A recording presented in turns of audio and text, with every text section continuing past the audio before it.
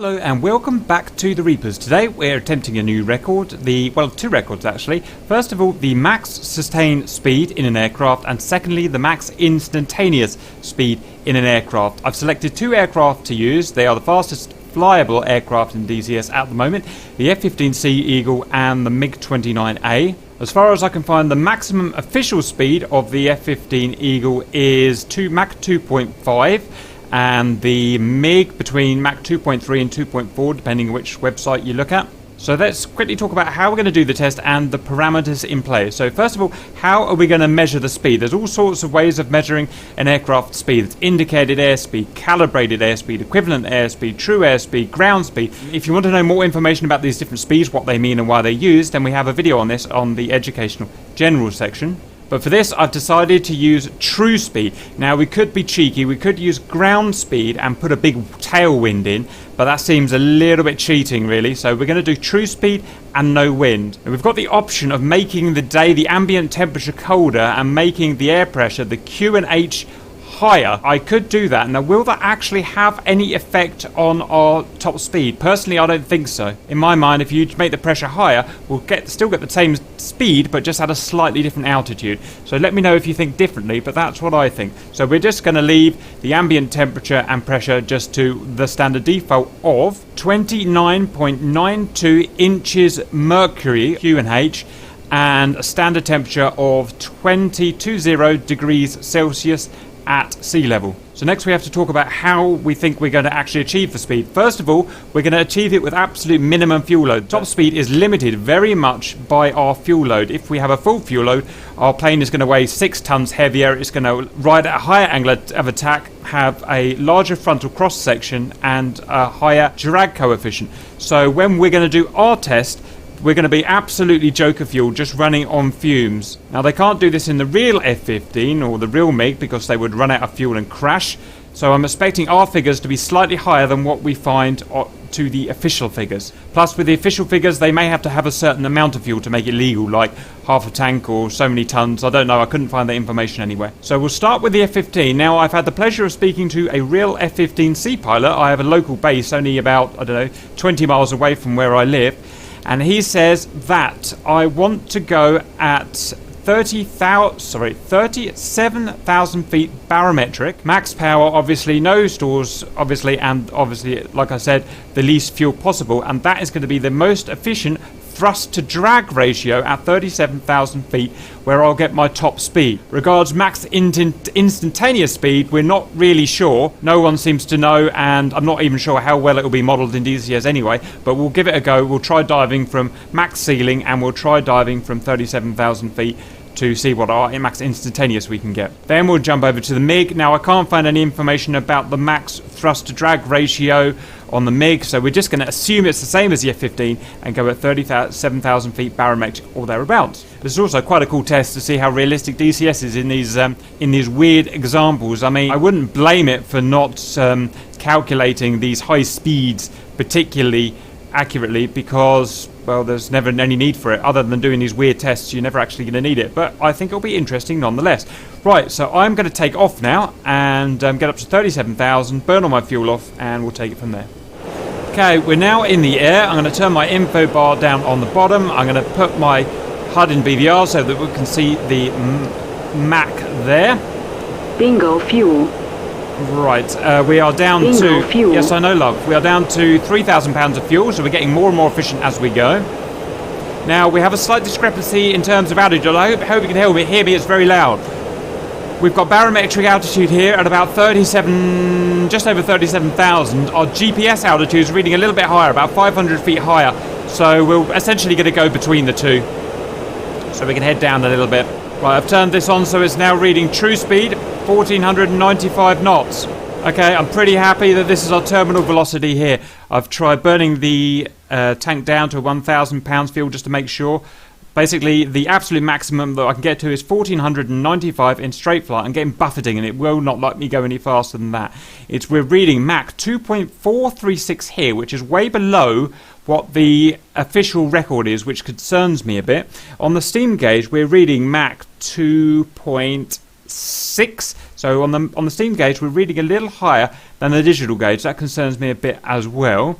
Our altitude, I've tried a whole range of altitudes from kind of 36 to 38, bouncing up and down, and they all give me exactly the same speed, so there's no real difference there. I've tried going slightly higher, and I start to lose a little bit of speed, so this does indeed seem to be the best for terminal velocity. So because I'm not really happy with these Macs not lining up, I'm going to go on the internet now. I'm going to go to my source, www. You won't be able to see this, and I apologise for that, but I'll read it out, and you can go to it, www.hochwarth, that's HOCHWARTH.com. It's where I do my various conversions. You go to /misc/aviation-calculator.html. I run down to the CAS, MAC, TAS, EAS conversions.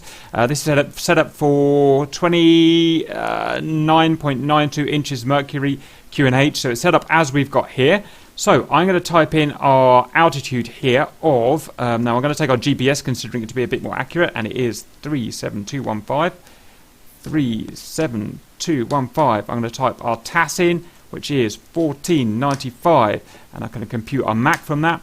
So Hochwarth.com calculates our current true speed and altitude at Mach 2.606. So let me write that down. So that is a full 0.17 Mach difference to the HUD and 0.15 difference to the steam gauge here. So that's interesting. If anyone has any thoughts on why that is, please let me know. I'm going to take the Hochwarth the internet as the correct, so Mach 2.606. If anyone has any thoughts why the HUD and the steam gauge could be inaccurate, then let me know. I'll be interested to know your thoughts. So that is the official figure for the F-15 at optimal cruise, everything set up. Now we're going to try a little dive. I've actually tried this before, and I found the optimum to be between -5 and -10 degrees descent. I've tried steeper, and the problem is you get down to the thick air too quickly and actually slows you down. I've tried less than 5 degrees, and that just doesn't change anything at all, doesn't change your terminal velocity. So I'm going to do that, and we're going to see if we can squeeze a few more knots out of it, so stand by. Have to move very slowly so we don't rip our wings off. And you can see our true speed increasing on the left. We're going to wait for that to hit terminal velocity.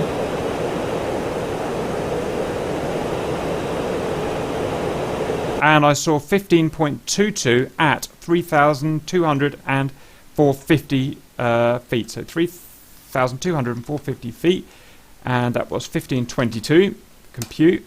So it believes that the Hochwarth says that the maximum dive speed of the F-15 is 2.610 Mach. So for the Eagle, we have a maximum sustained level speed of 2.606 and a maximum dive instantaneous of 2.610. Now, I've tried obvious other things as well, like going up to 70,000 feet and diving vertically. That doesn't help. I just lose control when I do that before I hit the terminal velocity. I've tried going up from 65,000 and diving in 5 degrees, 10 degrees and 15 degrees. They don't help either. I just lose control again for whatever reason. You know, I don't know, don't ask me, but it just does. So this does seem to be the way of going fastest. Next, we're going to try the MiG-29. I really don't know what to expect from this because it's got its new flight model, and I'm not 100% sure about the flight model, but we'll go and give it a go anyway, so choose slot. Okay, we're in our MiG now. I'm just going to spend some time sorting out my trim and whatnot. We're already up to 1,300 kilometers. Our fuel is high, but it has a really high burn rate in this plane, so I'm going to burn it down very quickly.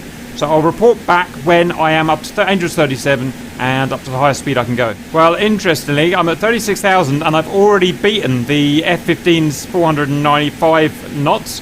And let's keep going and see how... And we're still got full fuel nearly, so let's see how high we can get it. Maximum speed. Maximum speed. Okay, we're back now. Maximum speed. We're getting shouted at that we're a maximum... Fuel 1500. Yes, I know, love. Maximum speed. We're getting shouted at we're a maximum speed. Maximum speed. But we are actually still increasing speed. Maximum speed. Maximum speed. So we're going to keep going. Maximum speed. Okay, we topped out at 1625 knots. We're getting a little high now, so let's try and get down a little. Surprisingly hard to keep this plane in a straight... Fuel 800. God damn it. Bingo fuel. Fuel 800. Okay, That's as high as we're going to get it in the absolute best configuration, bouncing between 37,000 and 38,000. I got 1,625 knots at 3,800, I believe it was, feet. It didn't really feel right to me. It was actually on a slight incline it was doing that. I managed to get the top speed, which seems a bit unrealistic, but I don't really know. So we're going to go and start seeing, as far as I'm aware, there's no Mach meter on the HUD. I don't think there was from memory. Our Mach reading here is a maximum we've achieved of 2.8 apparently, which is interesting, but pretty amazing. Bearing in mind that the Mach speed is supposed to be about Mach 2.3, Mach 2.4.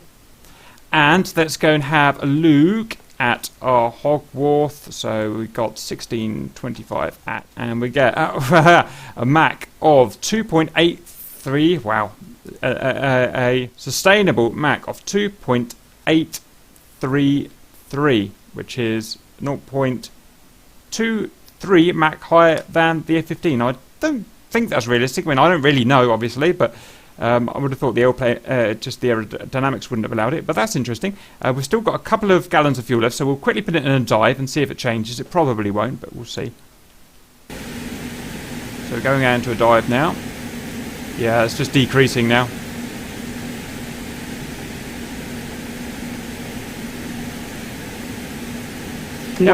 Yep, so that's not going to help.